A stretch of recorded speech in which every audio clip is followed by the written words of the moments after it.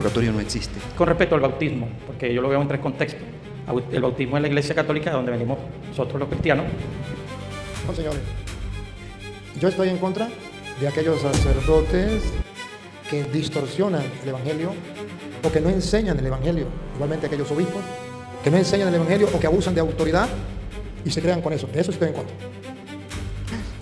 Es sobre el purgatorio. Como yo lo veo, para mí, el purgatorio básicamente es una de las columnas principales del Evangelio, del nuevo Evangelio de Cristo. Porque ellos dicen que el purgatorio no existe. Pero, pregunto yo, ¿quién está libre de pecado? Y según el Antiguo Testamento, todo el que tenga pecado muere eternamente.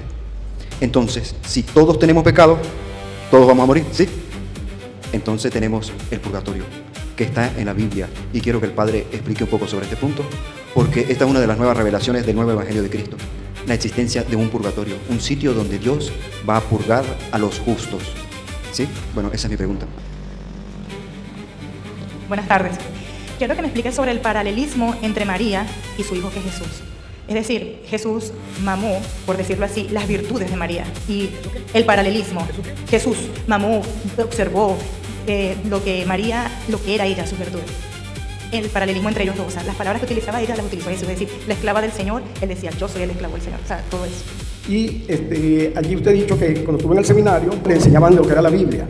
Entonces, mi pregunta es, si usted tiene algún proyecto o en la iglesia han hecho algo para que los seminarios ya se cambie ese perfil que llevan y no el de que usted tuvo que aprender fue enfrentándose con los amigos protestantes.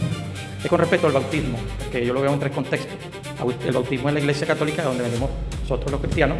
También los evangélicos hablan del bautismo, del evangelio también, los que se convierten y los bautizan. Y también, qué recomendación, aquellas personas que aún a la edad que tienen, que conozco mucho, quizás muchos de nosotros lo tienen, no han sido bautizados.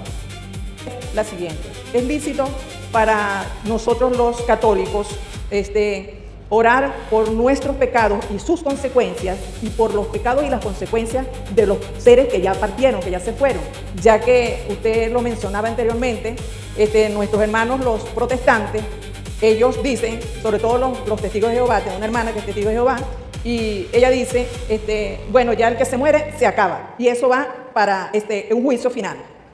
Impresionante estas preguntas y más la respuesta del sacerdote Luis Toro. Escuchen con mucha atención estas preguntas que estas personas le hacen a Luis Toro pensando que él no podía responderla. Pero vean cómo sorprendió Luis Toro con cada una de las respuestas, dejándolos con la boca abierta. Veamos el video. Las Escrituras con más claridad y disfrutar de ellas. Oh Dios, que tu Santo Espíritu nos llenes de tu luz y de tu sabiduría. Amén. Gloria al Padre, al Hijo y al Espíritu Santo.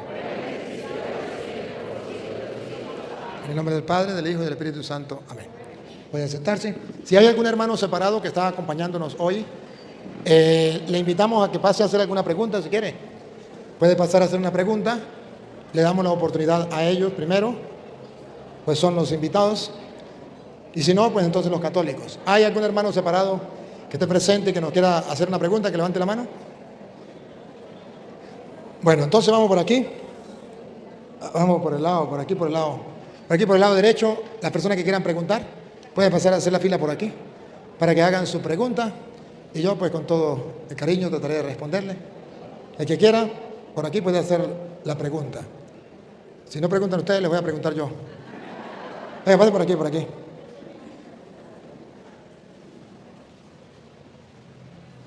Buenas tardes a todos. Bueno, la pregunta que yo quiero hacer es sobre, bueno, yo estoy claro, pero para que nuestros hermanos separados pues vean, ¿no? Que ellos pues no están nada claros. Es sobre el purgatorio. Como yo lo veo, para mí, el purgatorio básicamente es una de las columnas principales del Evangelio, del nuevo Evangelio de Cristo.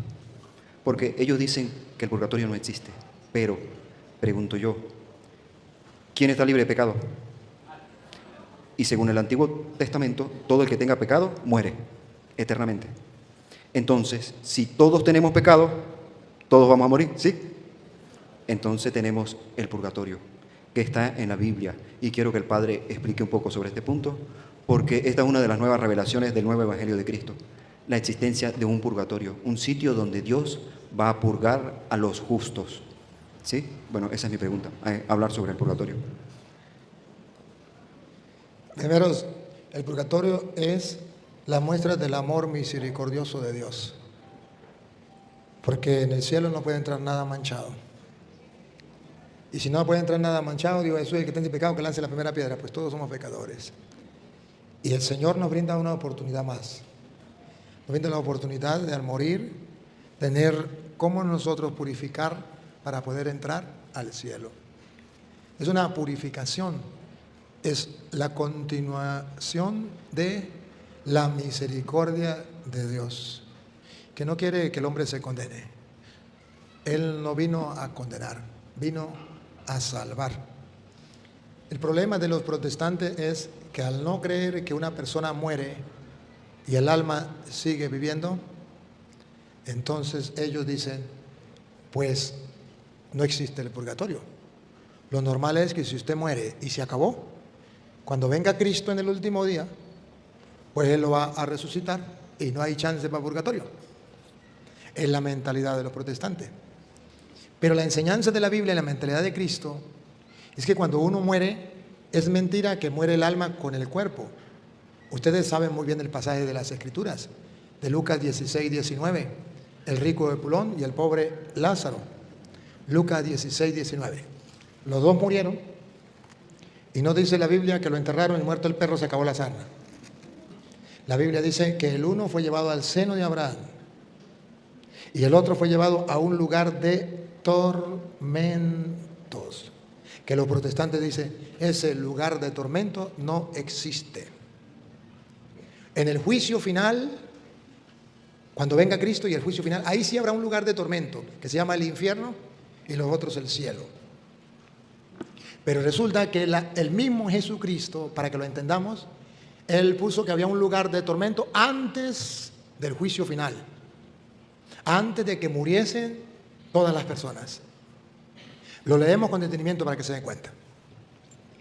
Había un hombre rico que se vestía de púrpura y de lino fino y hacía cada día banquete con esplendidez. Había también un mendigo llamado Lázaro que estaba echado a la puerta de aquel lleno de llagas y ansiaba saciarse de las migajas que caían de la mesa del rico. Aún los perros venían y le lamían las llagas. Aconteció que murió el mendigo. Primero, murió el primero. Y ustedes van a observar que la doctrina protestante no es bíblica. Ellos dicen que cuando muere el cuerpo, muere también el alma. Hasta el último día que Cristo viene y resucita el alma con el cuerpo. Pero que antes murió y se acabó. Aquí Jesucristo nos va a enseñar otra cosa con una parábola. Murió el pobre. Y fue llevado por los ángeles al seno de Abraham. ¿Fue llevado por los ángeles al cementerio? No. Al cementerio lo llevaron los que estaban aquí. Pero los ángeles llevaron el alma al seno de Abraham. A eso lo llamamos nosotros el lugar de los justos. Sigue. Y murió también el rico. Vamos a ver. Si murió el rico, vamos a ver si de la muerte, acaba de morir el rico, a ver si antes de que se mueran todos en la tierra, hay un tormento. O si el rico entra en el tormento después de que ya todos han muerto en la tierra. Que como dicen los protestantes, si hay un tormento, pero en el juicio final. Antes no. Vamos a ver qué dice la Biblia. Murió el rico. Y fue sepultado. Lo sepultaron. Ahora vamos a ver el alma. Y en el Hades alzó sus ojos, estando en tormentos. ¿Dónde estaba? Estaba en tormentos. Y esto es lo que los protestantes niegan. Y esto es lo que los católicos afirmamos que sí. Si Jesucristo lo dijo, pues ¿quién va a saber más que Cristo? ¿Los protestantes? No. Nosotros somos cristianos porque le creemos a Cristo. Los protestantes no le creen a Cristo. Y aquí dice Cristo que el rico fue llevado a un lugar de tormentos. Que eso para nosotros es purgatorio. Un lugar de tormento. Entonces, si hay un lugar de tormento, ¿por qué los protestantes dicen que no? Que hay que esperar en el juicio final para el lugar de tormentos. Ahora, ¿cómo nos damos cuenta que no era el juicio final? Por la conversación que sigue. Estando en el lugar de tormentos, vio a Abraham y a Lázaro en su seno, ¿verdad? Y luego pasa Bueno, mire cómo está atormentado. Ponga cuidado cómo está atormentado. Y vio de lejos a Abraham y a Lázaro en su seno. Entonces él, dando voces, dijo: Padre Abraham, ten misericordia de mí y envía a Lázaro para que moje la punta de su dedo en agua y refresque mi lengua, porque estoy atormentado en esta llama. ¿Lo ven o no lo ven? Esto es lo que los protestantes niegan. No porque Cristo haya dicho que no existe, sino porque un hombre que no es Dios se atrevió a protestar contra Cristo, que dijo que sí, que el rico pulón estaba en un lugar de tormento, y decía: manda a Lázaro que moje la punta del dedo en la lengua, porque estas llamas me atormentan. Y le voy a mostrar que no era el juicio final, era antes del juicio final, antes de que todos murieran. Pero Abraham le dijo: Hijo, acuérdate que recibiste tus bienes en tu vida, y Lázaro también males, pero ahora este es consolado aquí y tú atormentado. Hijo ingrato, que paseas tan ricamente vestido y a causa de mis sudores descansas en tanto olvido. Mira a tu padre quemando, si lo puedes remediar, que Dios lo saque de pena y lo lleve a descansar. Eso lo decimos en la iglesia, basado de ahí, de ese pasaje de la Escritura. Sigue. Además de todo esto, una gran cima está puesta entre nosotros y vosotros, de manera que los que quisieren pasar de aquí a vosotros no pueden, ni de allá pasar acá. Le negó mandar a Lázaro. Ahora observen que todavía no habían muerto las demás personas, por tanto no era el juicio final. Todavía había gente en la tierra vivos. Entonces le dijo: Te ruego, pues, Padre, que le envíes a la casa de mi padre, porque tengo 5 hermanos, para que le testifique, a fin de que no vengan ellos también a este lugar de tormento. ¿Era el juicio final? Porque sus hermanos, si era el juicio final, tenían que estar muertos también. Pero no era el juicio final. Era en el trayecto de ahorita hasta el juicio final. En el trayecto en que murió el rico pulón y el pobre Lázaro, y el juicio final, porque todavía quedaba gente en la tierra. 5 hermanos que tengo allá en la tierra, para que no vengan a este lugar de... Ese lugar de tormento. La Iglesia Católica dice: si Jesucristo lo dibujó en esta parábola, nosotros lo creemos porque Él es Dios y somos cristianos. Que los protestantes lo nieguen, a eso se le llama protestante. Que a pesar de que Cristo se tomó la molestia de poner un ejemplo, una parábola, una comparación tan clara, ellos dicen: eso es invento de los curas, invento del Papa. Ahí no dice purgatorio, pues se llama lugar de tormento, donde la persona está purgando, pagando. ¿Que no lo ven? ¿Y qué le dijo Abraham? Y Abraham le dijo: A Moisés y a los profetas tienen, óiganlos. Las Sagradas Escrituras, ahí está. Lean la Sagrada Escritura y que oigan la Sagrada Escritura. Él entonces dijo: No. Escuche, él entonces dijo: mire que todavía hay gente en la tierra. No, padre Abraham, pero si alguno fuere a ellos de entre los muertos. Ve que todavía hay gente que no había muerto. Unos ya habían muerto, otros no. Si alguno de entre los muertos va a ellos, se arrepentirán. Mas Abraham le dijo: si no oyen a Moisés y a los profetas, tampoco se persuadirán, aunque alguno se levante de los muertos. ¿Se da cuenta que está hablando de que hay gente viva que no cree la palabra de Dios? Y aunque un muerto resucite, no creerán, como los protestantes. Cristo resucitó y dijo que había un lugar de tormento y todavía ellos no creen. Aunque resucite un muerto, no creerán. Cristo resucitó y efectivamente se cumple. No creen. Aunque Cristo resucitado vino y nos dijo todo lo que teníamos que pasar o lo que hay más allá. No solamente esa es la cita, también 1 Corintios capítulo 3 versículo 13, San Pablo va a decir que usted y yo podemos salvarnos, pero después de haber pasado por el fuego, por el lugar de tormento. Estas llamas me atormentan. Después de haber pasado por el fuego, podemos ser salvos. Eso se llama purgar, purificar, como el oro en el crisol.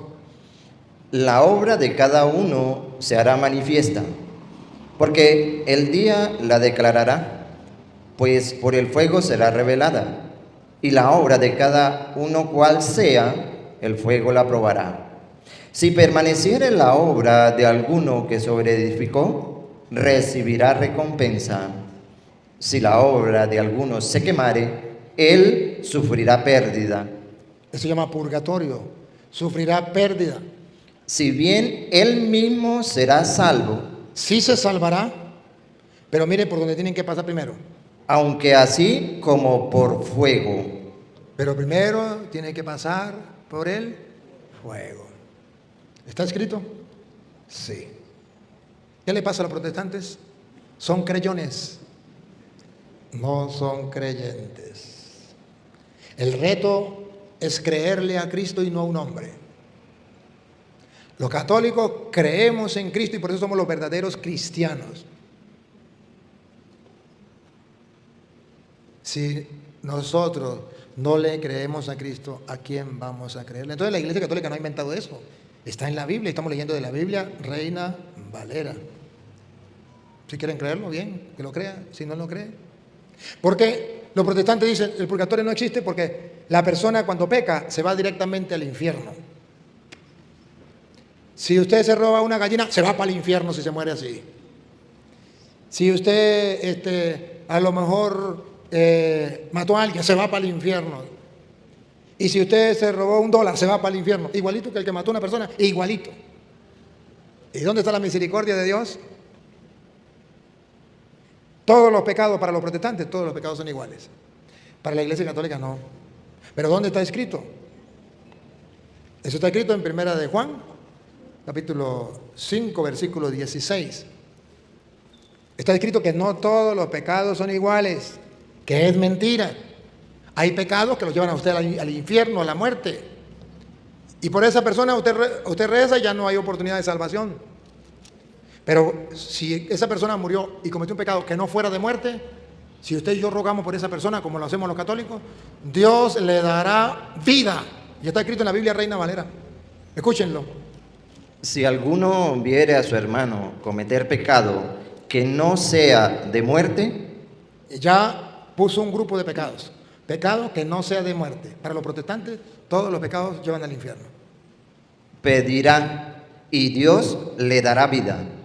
Para los protestantes, Dios no le dará vida a ninguna persona que muera en pecado. Pero le dice la Biblia que sí, pedirá y Dios le dará vida. Por eso nosotros rogamos por los que han muerto en pecado. Sigue. Esto es para los que cometen pecado que no sea de muerte. Hay pecado de muerte por el cual yo no digo que se pida. Toda injusticia es pecado, pero hay pecado no de muerte. ¿Qué es lo que no entienden? Díganme, ¿qué es lo que no entienden? Hay pecados que no llevan al infierno. No son de muerte. Pero ¿cómo va a entrar al cielo con ese pecado? Pues tiene que pasar por un lugar de tormento, de purificación. ¿Y qué podemos hacer por ellos? Rogar y Dios le dará vida. Eso no es invento de la iglesia. Eso está escrito. Pero los protestantes pueden decir, pero es que yo no encuentro la palabra purgatorio. Pues no lo llame purgatorio, llámelo lugar de tormento. Llámelo cárcel, llámelo como usted quiera. No se trata de palabras. Nosotros llamamos purgatorio porque significa va a pagar una pena, una sentencia de un juez. Ojo. Y ahí yo quiero aclarar algo porque los católicos a veces se olvidan. La Iglesia Católica enseña que una persona muere en pecado, se condena.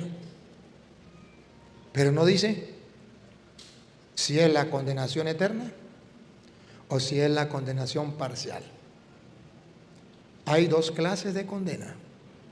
En la cárcel hay dos clases de condena. La condena, cadena perpetua, de ahí no sale. A eso llamaríamos infierno y es una condena. Pero también el juez puede decir, queda condenado a 1 año de cárcel. De ahí sale. No es el infierno, pero es una condena. Para los protestantes, condena es infierno, punto. Toda persona que muera en pecado se va para el infierno. Para el católico no. Ahora, ¿quién decide quién va para el infierno y quién va para el purgatorio? Pues Dios, nosotros no. El juez es el que dicta la sentencia. Pero nosotros creemos que una persona murió en pecado, se condena, pero no decimos que para el infierno. Porque en la Iglesia Católica la condena se divide en dos, condena perpetua y la condena parcial, un tiempo de purificación, como le expliqué. Y Dios le dará vida. Se salvará, pero como quien pasa por el fuego. Mientras que los protestantes enseñan otra cosa. Otra preguntita, pues. Buenas tardes. Quiero que me explique sobre el paralelismo entre María y su hijo que es Jesús. Es decir, Jesús mamó, por decirlo así, las virtudes de María. Y el paralelismo. Jesús mamó, observó lo que María, lo que era ella, sus virtudes. El paralelismo entre ellos dos, o sea, las palabras que utilizaba ella las utilizó Jesús, es decir, la esclava del Señor, él decía, yo soy el esclavo del Señor, o sea, todo eso. Es que Jesucristo es un ejemplo para el creyente, y para representarlo mejor, para el creyente de sexo masculino, y María para el creyente de sexo femenino, pero los dos compaginan en casi todo.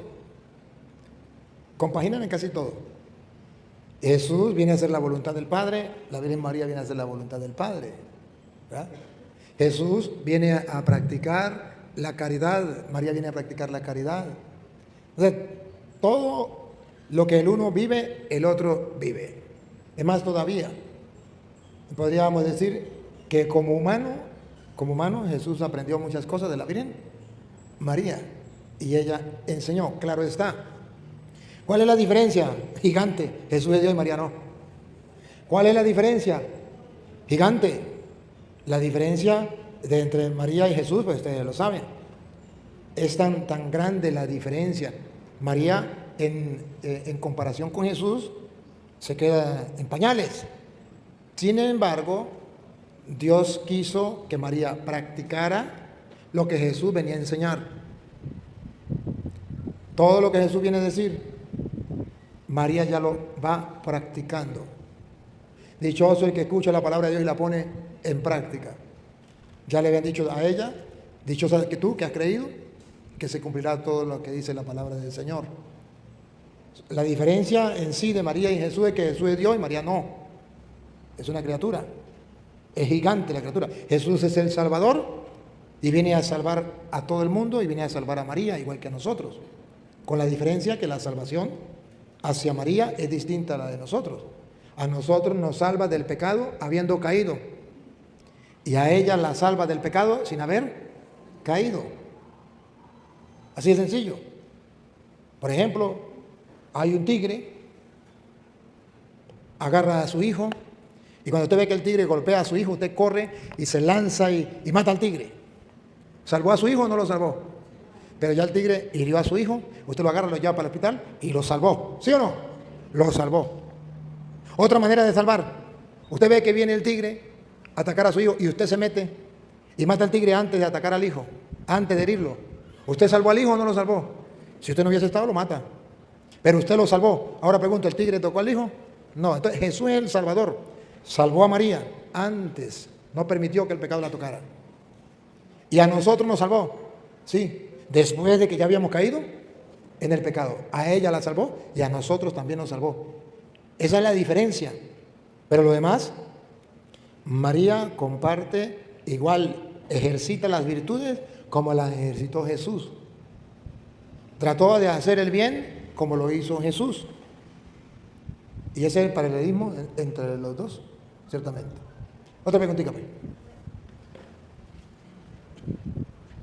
Buenas tardes, padre. Buenas tardes a todos. Antes de hacerle la pregunta, yo empecé a seguirlo por una amiga que ahorita se encuentra en Chile, ella se llama Libe Marcano, y quería que usted le mandara un saludo. Pero antes de decirle, voy a leerle lo que ella mandó por un mensaje de WhatsApp. Naguará, ¿no le dijiste que tiene una fan aquí en Chile, que es uno de los sacerdotes que más admiro por su sabiduría? Ella se llama Libe Marcano. Ah, bueno, Lisbeth Marcano, si ve este video, aquí estamos, aquí en la tierra suya, en la tierra de los guaros, Naguara. Feliz y contento de que de tan lejos también ustedes nos estén siguiendo, que Dios les bendiga y les guarde. Muy bien. Ok, padre, mire, yo lo he seguido, desde que ella me dijo, he seguido su video, he aprendido mucho. Y allí usted ha dicho que cuando estuve en el seminario, aprendía era geología y filología. Y que poco le enseñaban lo que era la Biblia.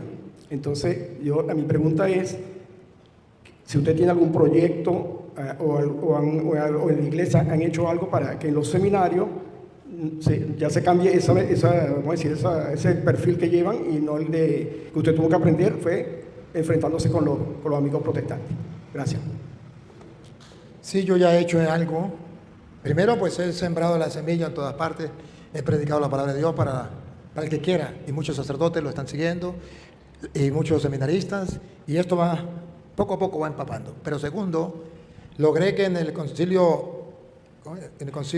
plenario de Venezuela, que son las directrices para la iglesia en Venezuela, en el capítulo 16, se metiera como obligatorio en los seminarios el estudiar la Biblia y conocer la doctrina de los protestantes y cómo responder a los protestantes.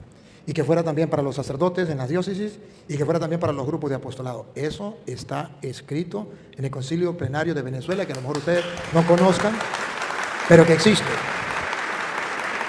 Fue aprobado en Venezuela, llevaron al Vaticano, el Papa lo aprobó, y es una norma que a lo mejor lo pongan en práctica entre 100 años.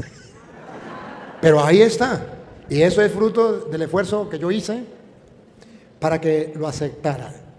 Y gracias a Dios se aceptó y ya está escrito. En algunas partes hay sacerdotes que ya lo han asumido, otras partes que se hacen los locos. Pero debo decirle y reiterarle, la teología sin Biblia es teología protestante o es teología atea. La teología se basa en las Sagradas Escrituras. El Papa San Benedicto y el Papa Francisco han hecho hincapié y han hecho un llamado a los teólogos a volver a la fuente de las Sagradas Escrituras. Porque los teólogos se han quedado con la teología o con la palabra de los hombres y se han olvidado de la fuente de la palabra de Dios. Y eso es un error garrafal y estamos pagando las consecuencias. Y ciertamente que la filosofía es importante porque nos enseña a pensar y nos abre el entendimiento para la inteligencia, para después abarcar lo que es la teología. El error es quedarse con la filosofía, el error es quedarse con lo intelectual, y ese es el miedo que a mí me da, pero eso es la realidad que está pasando en los seminarios. Y el reto que tienen los formadores en los seminarios es que el muchacho estudie filosofía, pero que no se estanque ahí, sino que al adquirir el conocimiento, el saber pensar, comience a leer las Escrituras y a pensar como piensa Dios, a sentir como siente Dios, amar como ama Dios, tener el corazón de Dios. Y al estudiar teología, se preocupe por saber qué dijo Petronilio y qué dijo Pánfilo y compararlo con las Sagradas Escrituras y adquirir la riqueza de lo que piensa este con la que piensa este y lo que piensa este. Lo digo por experiencia. Yo tuve un teólogo que me dio clase y me decía, hablaba por ejemplo de los sacramentos, nos daba sacramentos. Yo era más ateo que nadie. Y decía, según el teólogo tal, la confesión es un invento de los hombres y eso no viene de Dios y no sirve para nada. Confesar con un hombre igual que uno, ¿para qué? Y citaba a los teólogos. Y entonces, pues yo no estaba de acuerdo. Y los muchachos decían, Toro, ¿ahora qué va a hacer? Decía, y en el examen, cuando haga el examen, me responden lo que yo les he dicho y los teólogos que yo les he mostrado. El que me responda algo contrario, le pongo 0-1. Tiene que colocar lo que yo les he enseñado. Y los chamos se reían, Toro, ¿usted qué va a hacer? ¿Usted que la Biblia, qué va a hacer? Tranquilo, haga el examen. Según mi profesor, que es un mortal, y se lo van a tragar los gusanos igual que yo, la confesión no está en la Biblia, no, Dios no dejó ese sacramento, no hay que confesar con un hombre, y y según el teólogo tal, y Pero según la Sagrada Escritura, que es palabra de Dios en la cual yo creo, en Juan 20, 21 al 23, Jesús le dijo, como el Padre me envió a mí, yo los envío a ustedes, a quienes ustedes perdonen los pecados, le quedan perdonados, y a quienes no se los perdonen, le quedan sin perdonar. En Marcos 1:4 dice que la gente iba a confesarse con Juan el Bautista, en Hechos 19:18, dice que los creyentes iban y confesaban sus pecados, y Juan capítulo 1, versículo 9 en adelante, dice que si confesamos nuestro pecado, Él es fiel y justo para perdonar nuestros pecados. Y le colocaba así. El hombre se moría de rabia, pero yo le colocaba lo que él decía. No me voy a raspar. Se moría de rabia. Pero es la filosofía es para la capacidad de pensar. Y por eso le doy gracias a la filosofía, porque me ayuda a pensar. Pero no me quedé ahí. A pensar cómo ingeniármela para burlarme de ese ateo que me estaba dando clase, llamándose teólogo. ¿Me capta? Entonces, es importante la filosofía. Es importante la teología. Pero ¿cuándo pierden el sentido o el valor? Cuando se sustituye la filosofía y la teología a la Biblia. Entonces ya se abandona la Biblia y se queda con la filosofía y teología. Eso es, yo lo llamo sabiduría humana. Y al leer la Biblia, usted adquiere la sabiduría divina, que está muy por encima de la sabiduría humana. Y ese es el reto que tenemos. También los teólogos, porque hoy día los laicos están estudiando teología, y es bueno. Y están estudiando filosofía, y es bueno. Pero exíjanle a sus maestros que la teología esté basada en la Sagrada Escritura. Porque la teología es es de Dios. Y logía, el estudio. La teología, el estudio de... ¿Y vamos a estudiar a Dios sin la Biblia? ¿Y la palabra de Dios? ¿Cómo vamos a hacer? Es una tontería. Es una tontería. Es como, para ponerlo así, me viene una idea, es como ser cristiano sin Cristo. ¿Para qué? Bueno, otra preguntita.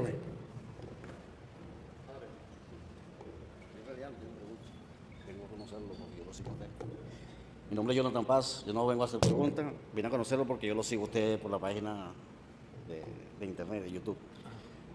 Pero entonces no pregunta, pero sí lo felicito porque usted es conceptual y directo con lo que debe decirle a los que están equivocados. Y una de las razones que yo lo sigo a usted es precisamente porque yo soy así, directo y conceptual, porque lo que tengo que decir. Y me gustaría quedarme más tiempo, padre, llegué tarde, porque la hija mía salió ahorita de tarea dirigida. Pero es un placer conocerlo y siga así, directo y conceptual con lo que tiene que decirle a la gente en la cara. Gracias. Y gracias, y quiero acotar algo. Lo que dice este hermano. Yo no tengo nada con mis hermanos contra mis hermanos sacerdotes, que algunos dicen que yo tengo algo contra hermanos sacerdotes porque les digo la verdad. O contra los obispos, los pastores. Dios me libre de estar en contra de los pastores de la iglesia, que son los obispos directamente. No, señores. Yo estoy en contra de aquellos sacerdotes que distorsionan el Evangelio o que no enseñan el Evangelio. Igualmente aquellos obispos que no enseñan el Evangelio o que abusan de autoridad y se crean con eso. De eso sí estoy en contra. Amo a mis hermanos sacerdotes. Y porque los amo les digo la verdad y los llevo a la reflexión. Amo a los hermanos obispos. Porque los amo les digo la verdad y los llevo a la reflexión. No porque yo sea más que ellos, sino porque yo soy igual que ellos, profeta de Dios. No porque yo sea un impecable. No, yo soy un pecador igual que ellos, pero con un deseo de ser santo y tratando de buscar la santidad, creyendo en la palabra de Dios y tratando de practicar lo más que pueda la palabra de Dios. Invitándoles a ellos también a vivir el Evangelio, a leer el Evangelio y a vivirlo. Y además diciéndoles que leyendo el Evangelio y viviéndolo, yo he sido muy feliz. Y soy muy feliz. Y este año, el año que viene, cumplo 25 años, boda de plata, de ser sacerdote.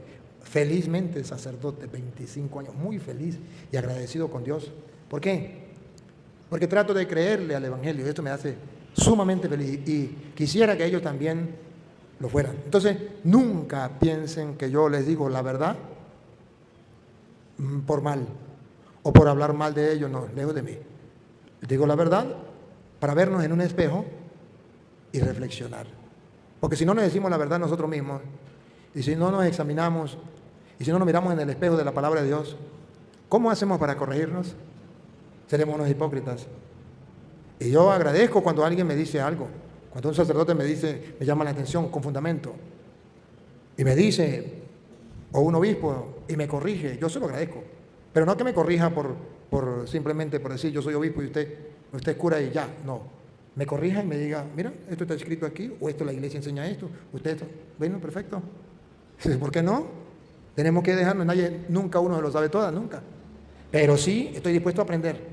Pero también yo llamo a la reflexión. Entonces yo le pido perdón a aquellos que creen que es que a lo mejor yo estoy en contra de mis hermanos sacerdotes, Dios me libre de eso. Los amo y valoro lo que son ministros de Dios, sacerdotes del Dios Altísimo, igual que los obispos, y para mí valen oro. Los sacerdotes, los obispos valen oro. Pero sí es la reflexión de que todos tenemos que aprender en la vida. Y también la reflexión de que la verdad es verdad a pesar de lo que sea. Y yo tengo que decirle la verdad a un sacerdote, se la digo, a un obispo se la digo. Yo no tengo pelo en la lengua, no. Porque la verdad es verdad. Guste o no guste, la verdad es verdad. Y a ustedes también les digo la verdad. Y a los protestantes les digo la verdad. Y me gusta que me digan la verdad. Y si yo estoy en un error, me gusta que me corrijan. Me encanta, me fascina. Porque necesitamos todos buscar la verdad.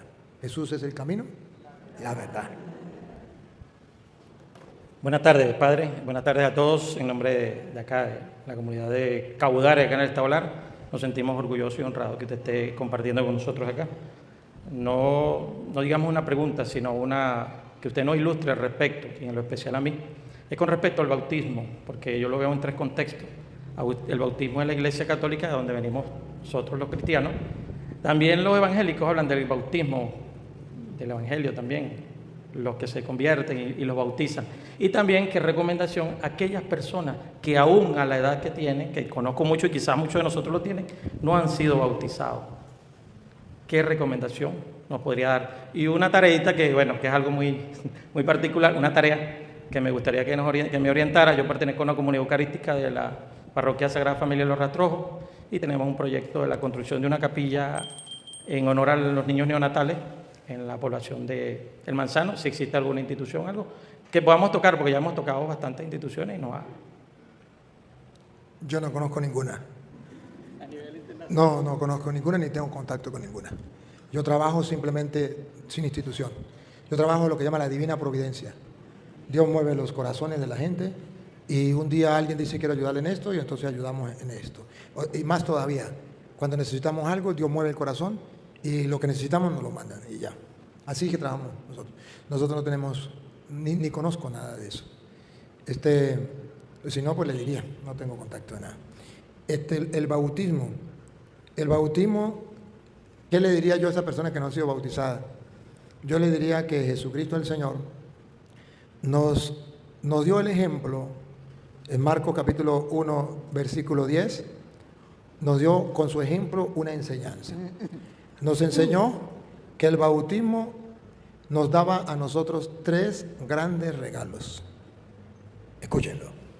Y luego, cuando subía del agua, Jesús, después de subir del agua, donde fue bautizado por Juan, ¿qué pasó? vio abrirse en los cielos. Teológicamente, ¿por qué se abren los cielos cuando Jesús se bautiza? Vio que se abrieron los cielos. Pregunto, ¿de dónde venía Cristo? Del cielo. Entonces el cielo no estaba abierto. Para Él. Para Él estaba abierto. Entonces, ¿para quién se abrió el cielo? Para Él no. Para todos los bautizados. Se abren las puertas del cielo.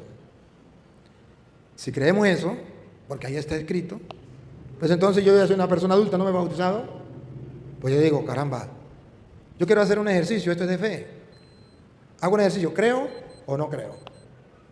Si creo, soy creyente, si no creo, soy creyón. Pero tengo que creer, porque si no, ¿quién me va a salvar? Se abrieron las puertas del cielo. Segundo, ¿cuándo se bautizó Cristo? Y al Espíritu como paloma que descendía sobre él. Pregunto, ¿es que Cristo no tenía el Espíritu Santo? No se refiere por él, teológicamente está mostrando que cuando una persona se bautiza, recibe el Espíritu. Hay muchos textos que lo dicen, ¿no? Hay muchos textos, por ejemplo, Tarea para la Casa, lo dice Hechos 2, 38, lo dice Hechos 19, del 2 al 4. O sea, dice que al bautizarse recibe el Espíritu Santo. Entonces, vean ustedes cómo aquí dice que se bautiza y recibe el Espíritu Santo. Tercero. Y vino una voz de los cielos que decía, tú eres mi Hijo amado. ¿Jesús era hijo de Dios antes de ser bautizado? Sí, desde siempre y por siempre.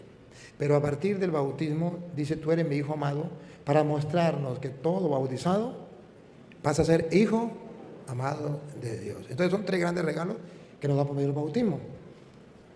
Y esta es la dicha más grande que usted y yo tenemos, que el día del bautismo se nos dio la dicha de poder ser hijos de Dios, hijos adoptivos de Dios. Es un caché, es un lujo, no lo merecemos, pero lo somos. Así lo dice Pablo, ¿no? No, Juan es el que lo dice, ¿no? Juan lo dice en primera de Juan 3:2, creo que es. Primera de Juan 3:2. Amados, ahora somos hijos de Dios y aún no se ha manifestado lo que hemos de ser.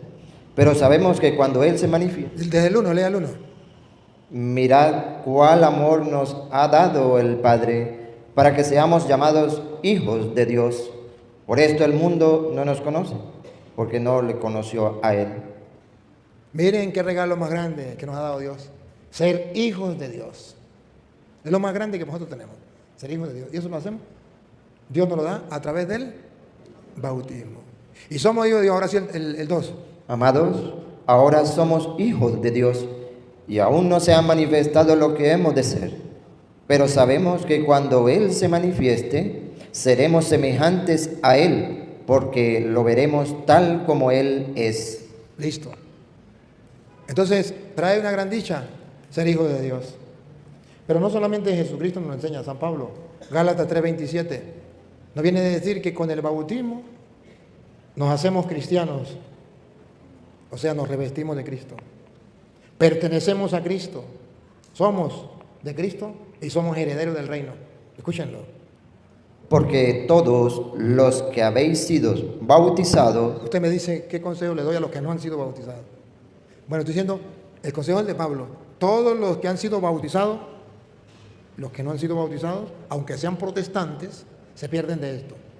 Todos los que somos bautizados, en Cristo, de Cristo estáis revestidos. eso se llama ser cristiano. Revestirse de Cristo significa ser cristiano. Todo bautizado es cristiano. Si no ha sido bautizado, aunque sea protestante, pastor evangélico, no es cristiano. Sigue. Ya no hay judío ni griego, no hay esclavo ni libre, no hay varón ni mujer, porque todos vosotros sois uno en Cristo Jesús. Con el bautismo nos unimos a Cristo, somos un solo cuerpo. Ahí donde entramos a formar parte del cuerpo de Cristo. Somos uno con Cristo. Y si vosotros sois de Cristo, Ya no solamente pertenecemos al cuerpo de Cristo, sino que somos de Cristo. Le pertenecemos a Él y no al diablo. Somos de Cristo. Para eso nos bautizamos, para no ser del diablo, sino de Cristo. Para no ser del mundo, sino de Cristo. ciertamente linaje de Abraham sois, Aquí viene la otra parte. ¿Qué dice Pablo? y herederos según la promesa. ¿Quién es el heredero? El Hijo. Heredero según la promesa. Pasamos a ser hijos de Dios, herederos del reino. El reino de los cielos nos pertenece. Entonces yo le diría, pues, si no se ha sido bautizado, bautícese para poder ser heredero, hijo de Dios, recibir el Espíritu Santo, pertenecer a Cristo, formar parte del cuerpo de Cristo. Todos estos regalos que ahí están en la Biblia. Otra preguntita, pues. Buenas tardes. Bueno, padre, en el momento en que yo le vi por primera vez en mi teléfono, lo que me impactó de usted fue ese poder, esa sinceridad que yo vi cuando usted dice, yo soy Dios, sacerdote del Dios Altísimo. Eso a mí me impactó, porque realmente desde el 28 del mes de diciembre de 1956, que fui bautizada, yo nunca, jamás en mi vida había visto a ningún sacerdote hablar con ese poder, con esa certeza de decir, yo soy un representante de Dios aquí en la tierra. Eso fue lo que a mí me impactó. Ahora mi pregunta es la siguiente. ¿Es lícito para nosotros los católicos orar por nuestros pecados y sus consecuencias y por los pecados y las consecuencias de los seres que ya partieron, que ya se fueron? Ya que usted lo mencionaba anteriormente, nuestros hermanos los protestantes, ellos dicen, sobre todo los testigos de Jehová, tengo una hermana que es testigo de Jehová, y ella dice, bueno, ya el que se muere se acaba, y eso va para un juicio final, ya no hay más nada. Yo como católica creo en la iglesia y jamás me iré de esta iglesia. Esa es mi pregunta. Amén. Sí, así debe ser, como usted dice. Ya expliqué lo de los muertos, que hay que orar por los muertos. Sí, lo expliqué ya. Y es un error, porque ellos dicen que en el juicio final y ya no más. Cuando muere se acabó, eso es mentira. Incluso usted puede ver que las almas de los que han muerto, según dice Apocalipsis capítulo 9, versículo 6, o al revés, no, 6, 9 creo que es, o 9, 6, si no es blanco es negro.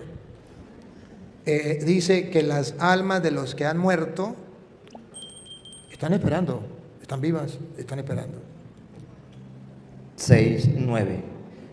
Cuando abrió el quinto sello, vi bajo el altar las almas de los que habían sido muertos. Que los testigos de Jehová dicen que muere el alma también cuando muere el cuerpo. Pregúnteme si me importa. Los engañaron. Ahí está en la Biblia. Las almas de los que han muerto, los vi. Vi bajo el altar las almas de los que habían sido muertos por causa de la palabra de Dios y por el testimonio que tenían. Y clamaban a gran voz diciendo: ¿hasta cuándo, Señor santo y verdadero, no juzga y vengan nuestra sangre en los que moran en la tierra? Todavía no era el juicio. Y estaba pidiendo a los que moran en la tierra que cuándo lo va a llamar a cuentas. Todavía no era el juicio, de eso que dicen los testigos de Jehová, que es en el juicio final. Sigue. Y se les dieron vestiduras blancas y se les dijo... A ver, ¿qué se les dijo? Atención, miren lo que se les dijo. Que descansasen todavía un poco de tiempo hasta que se completara el número de sus consiervos. Que se esperen, descansen hasta que se mueran los demás. Oh, no. Por eso decimos que descanse. Eso es de Apocalipsis. Que en paz descanse. ¿Se acuerdan? Cuando una persona muere, le colocan en la lágrima QEPD, que quiere decir que en paz descanse. Pero también quiere decir, quedan estos para después. Y ahí viene la lista. Vamos a darle gracias al Señor, pues, porque se nos acabó el tiempo. Señor Dios omnipotente, mil gracias, porque nos ha permitido compartir tu palabra con nuestros hermanos, y tu palabra es lámpara para nuestro paso, luz en nuestro sendero. Te pedimos que esta semilla que se ha sembrado tú mismo nos haga crecer. Que todos los hermanos que nos siguen a través de las redes sociales, los que están aquí presentes, acrecienten su fe, su esperanza y su amor, crean en el Evangelio y abandonen las tinieblas del error y se dejen guiar por la luz de la verdad de tu palabra. Y a ti, Dios, que quiere que todos los hombres se salven y lleguen al conocimiento de la verdad, a ti sea la gloria, el honor, el poder, la adoración por los siglos de los siglos. Amén. El Señor esté con ustedes. La bendición del Dios Todopoderoso, Padre, Hijo y Espíritu Santo, descienda sobre ustedes, les acompañe para siempre. Mis queridos y apreciados hermanos en Cristo, hemos llegado al final de este gran video. Espero les haya gustado muchísimo. Lo hago con mucho cariño de compartir la palabra de Dios por medio del sacerdote Luis Toro, agradeciendo como siempre su audiencia por estar siempre pendiente de todas las enseñanzas del sacerdote Luis Toro. Gracias por estar ahí siempre dejando su like, compartiendo el video, comentando, dando su opinión. Bueno, compartir es muy importante, ya que una manera de evangelizar es compartiendo. Recalco esto porque de esta manera podemos llevar la palabra de Dios a personas que de pronto no conocen o nunca la han predicado o enseñado la palabra de Dios, y por medio de esto podemos hacerlo. Así que compartan, que es una muy bonita forma de evangelizar. Gracias por siempre estar ahí pendiente. Los quiero mucho. Nos vemos en un próximo video, una nueva enseñanza, un nuevo debate, y por medio de todo esto aprendemos de la palabra de Dios como debe ser, mis queridos hermanos. Gracias nuevamente y hasta una próxima oportunidad. Dios los bendiga a todos. Un abrazo fuerte.